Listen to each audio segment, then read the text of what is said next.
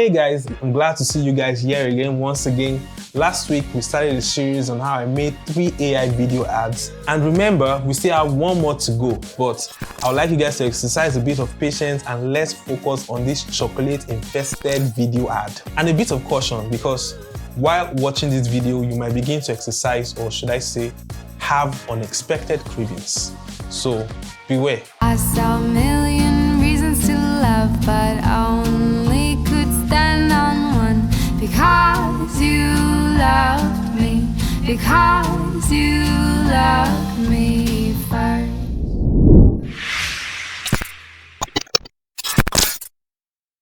This week we're going to continue the series and I'm going to be displaying or showing you guys how I made this Snickers chocolate ad. Like I said in the previous part of this video, creating videos like this, you will have to have an idea first, and the idea should drive you to having mood boards so that you're not lost in the process. For instance, this video I had an idea, but I also wanted visual references to help out my creation process.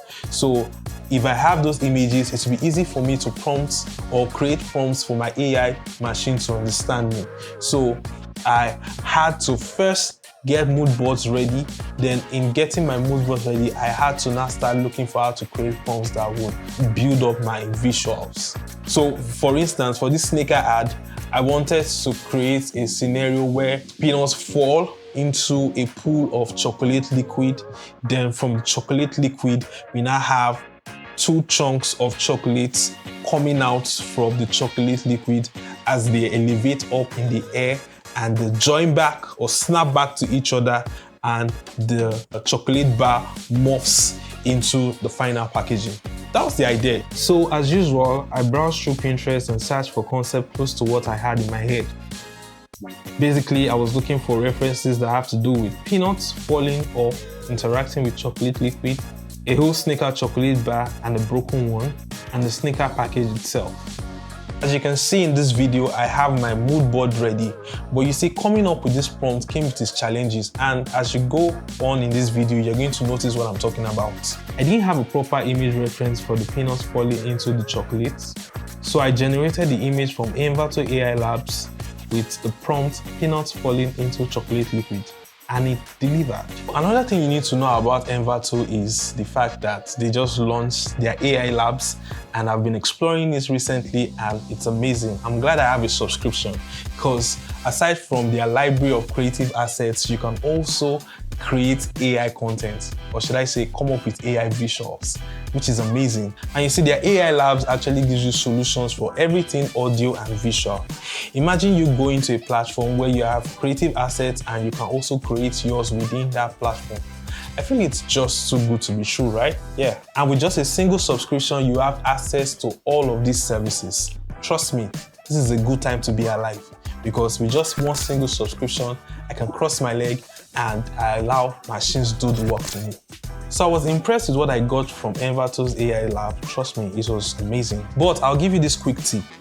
When I try to generate on Kling AI, I prefer to use Kling AI's image generation, because for some reason, I actually get better results when I generate with Kling AI's image generation on image to video. I will explain. When you generate images on Kling AI's image generation, maybe because it's coming from the same server or the same machine, it finds a way to just use those same pixels or elements you used to create that image to also create the video. Think about it this way. Everything is coming from the same platform, and because it's coming from the same platform, it can easily manipulate that image to become a video. So yeah, I prefer to actually create my images on Kling AI if I want to create a video from that image. So I use this lovely image from ADVERTS as reference with the strength of about 70 to generate on Kling AI using the same peanuts falling prompts, and I got this result. They look great, but my intention was to keep them as minimal as possible. So I reduced the reference strength to about 1 and I was okay with them. Then I selected this particular one. So the next phase is to bring these peanuts falling into the chocolate to life. And just like the previous video, I headed over to image to video, clicked on elements, and then uploaded the image. The next thing was to upload the image on ChatGPT to generate a prompt for me, and it gave me something detailed as usual. Ultra detailed close-up shots of peanuts falling into a pool of rich, glossy melted chocolate in slow motion. The camera zooms in while moving in a smooth curve, capturing the fluid motion and dynamic splashes. The chocolate is thick and luxurious. The reflections of light are adding depth. The peanuts are in various stages of descent, some still mid-air, while others create elegant ripples as they make contact with the chocolates. High-speed photography effects, cinematic lighting, ultra-realistic textures, and warm, rich color palettes. I made sure I generated with professional mode, and the result was mouth-watering.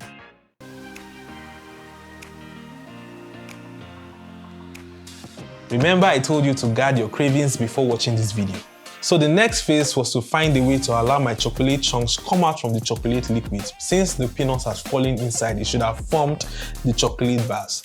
But this is where my problem started. To keep the video short, this was my results. I actually don't know where the explosion came from.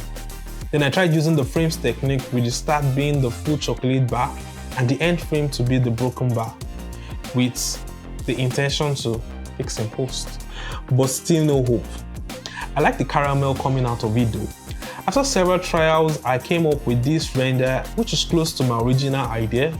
After going back to the element function, but this time I added the chocolate liquid as part of it. But to be honest, it wasn't aligning perfectly with my prompts. So I tried something different using this prompt, and I was like, now we're talking. Even though it didn't follow the prompts directly, I liked the energy it came with. It gave me more ideas to work with in post. I liked the way the chocolate liquid came out of the chocolate bar and how it's separated. It looked interesting. The next phase was to morph the chocolate bar into the chocolate package itself. But another set of issues arose. Using the frames function with this prompt on screen, I wasn't okay with the morph. It wasn't organic enough. With several trials, I came up with all these renders on screen. I wasn't cool with any of them. Then I tried to spin the pack 360 and find a way to morph it in post.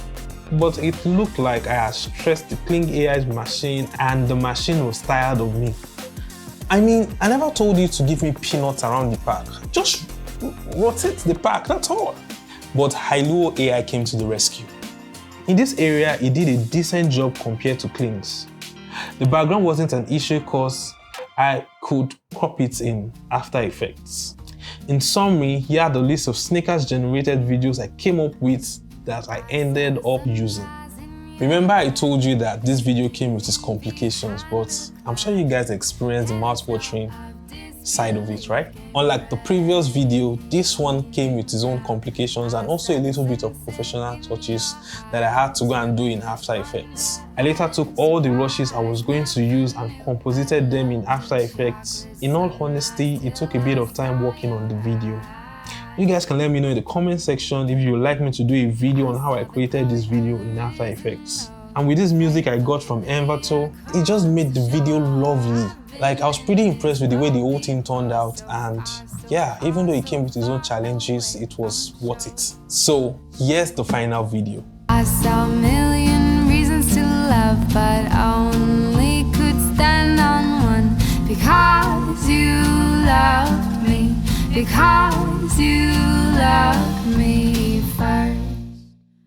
So I'm going to pause here for now and allow you guys practice. I'm sure by the time you guys actually start practicing, AI would have gotten a little bit more smarter. And I wouldn't be surprised that when you get to Kling AI, when you start working on these things proper, you would get to find some new tools that could help you out with your prompts, or should I even say better services that can also improve your results. Like, for instance, by the time I started creating this project, I just realized that DeepSeek has been integrated into Kling AI, and you guys don't even have to go to ChatGPT anymore to come up with prompts. If you have an idea, you can just ask DeepSeek to help you out. So every day you go on this platform, they keep surprising you with new tools and they keep improving their delivery and their service. So practice, find time to explore AI tools or AI platforms like Kling AI, and also try to do your research on other platforms. A lot have come out lately, and Even me myself, I can't explore every one of them. I can't even count the amount of AI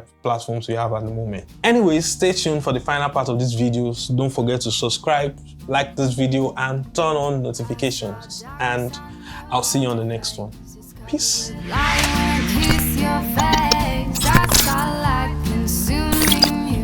Reflections of love cut so deep.